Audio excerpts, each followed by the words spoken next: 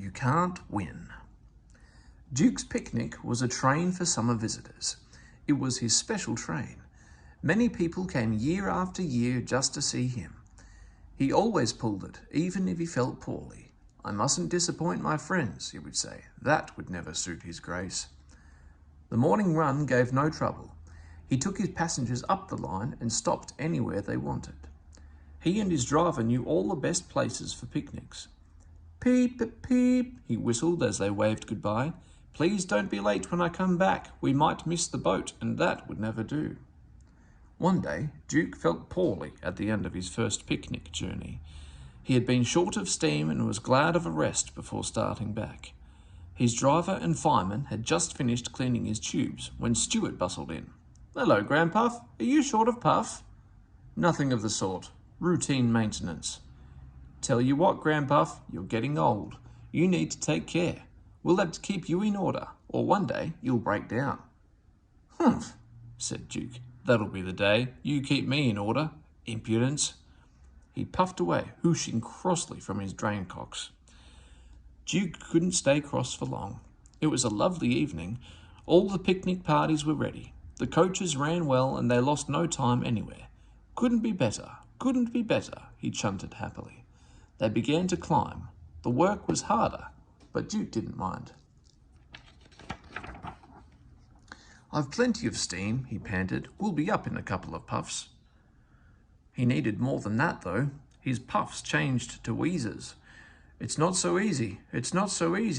My old valves would start blowing now, but I'll manage.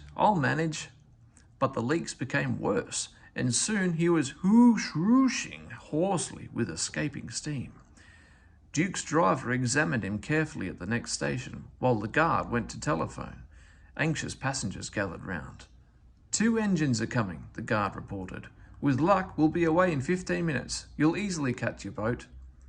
Falcon buffered up in front. Poor old Grandpuff, he whooshed importantly.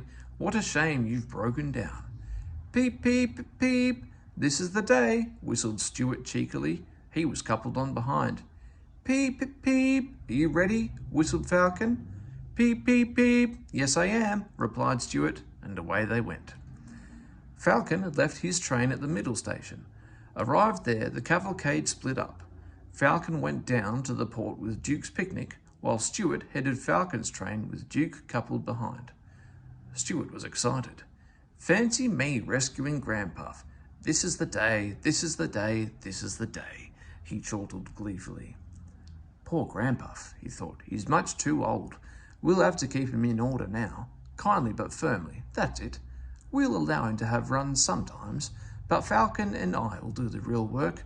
Grandpuff will be cross, but we can't help that. Poor old engine, he puffed kindly. Duke was by no means crippled. His valves sounded worse than they were. He could have kept his train, but his driver said, no, our passengers will only be worried. Duke agreed. He didn't want to spoil their day. He listened to Stuart chortling and smiled. He and his driver had their own joke ready. At first, they used just enough steam to keep moving, but the last half-mile was uphill. Now, said his driver. He advanced the regulator, and Duke responded with a will. He puffed and roared as though the whole train's weight was on his buffers.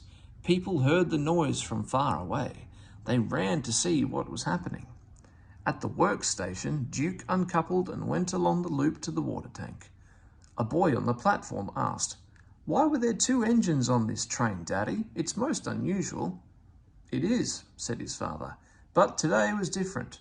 Stuart broke down, you see, and they had to call Duke out to help him. Duke had a hard job too, by the sound of it." "Well, for crying out loud!" exclaimed Stuart. He vanished in a cloud of steam. Duke wheezed alongside. "Poor old engine," he chuckled. "It's no good, Stuart. You can't win."